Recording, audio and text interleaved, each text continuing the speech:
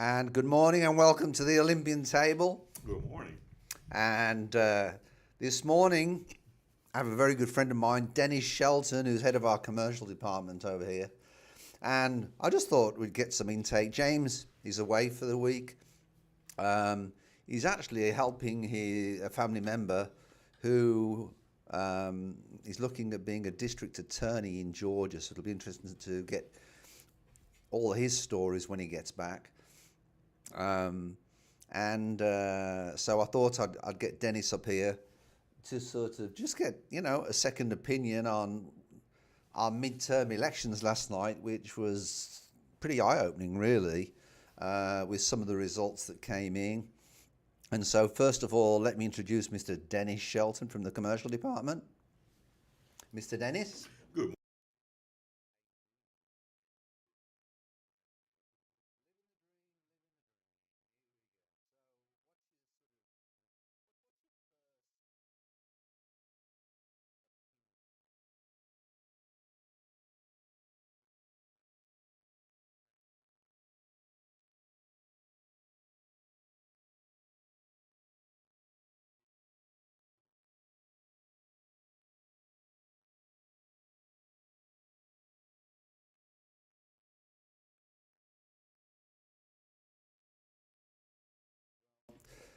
My first thing that I'll say after last night is I really feel democracy won, because it just goes to show that when America wants to be great, America can be great.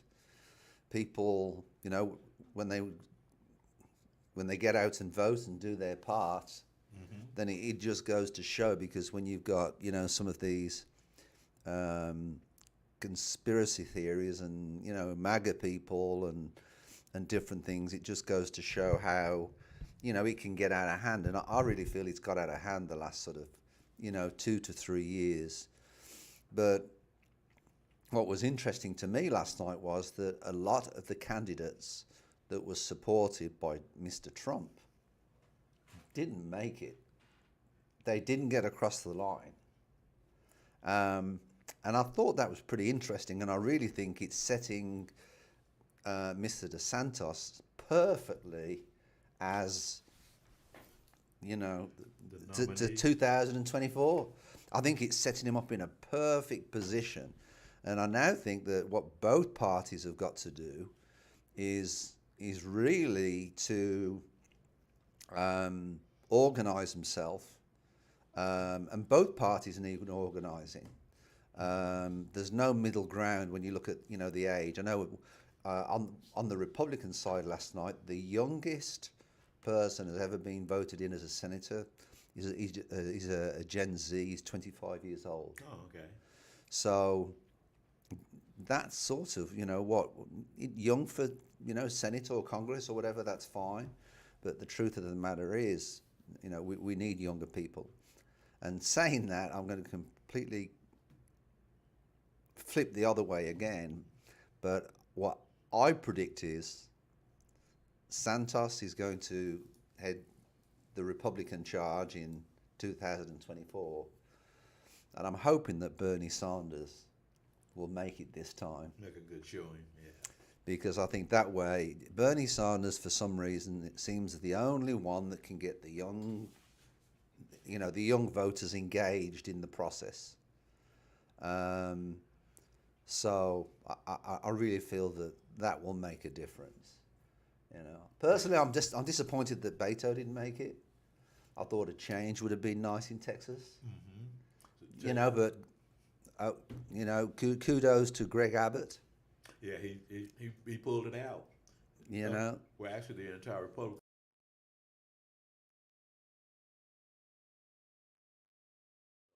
They continued to hold their positions where they were.